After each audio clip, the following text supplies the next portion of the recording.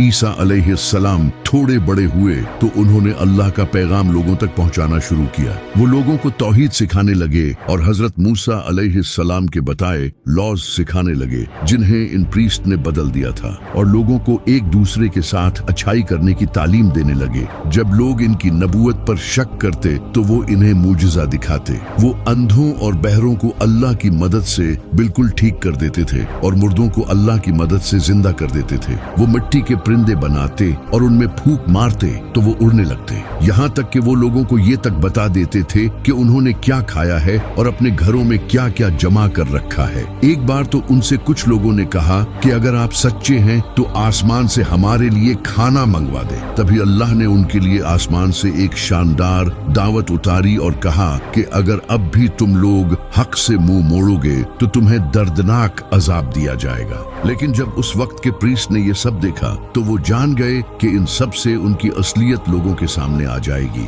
उन्होंने लोगों को बेवकूफ बनाकर जो दौलत जमा कर रखी थी अब वो सब खतरे में थी। हजरत ईसा अलैहिस्सलाम ने इनकी करप्शन और मुनाफिकत लोगों के सामने लाना शुरू कर दी। इन सब के अलावा उस वक्त के लोग गुनाहों और दुनिया की लज्जतों में पड़ चुके थे और हजरत ईसा अलैहिस्सलाम इन्हें ये सब छोड़ने का कहते थे, लेकिन उन्होंने हक को छोड़कर दुनिया को चुना और हजरत ईसा अलैहिस्सलाम की बात नहीं मानी। लोगों ने भी हजरत ईसा अलैहिस्सलाम के ये सब मूजिज़े देखने के बाद भी उनसे और मूजिज़ों की डिमांड की। हजरत ईसा अलैहिस्सलाम इनकी बातों से बहुत गुस्सा हुए कि इन सब मूजिज़ों के बाद भी तुम्हारे दिल हक को तस्लीम नहीं कर रहे, क्योंकि यहूदियों को ये लगता था कि उनका ये मसीहा एक पावरफुल बादशाह की सूरत में बड़ी फौज लेकर उन्हें बचाने आएगा।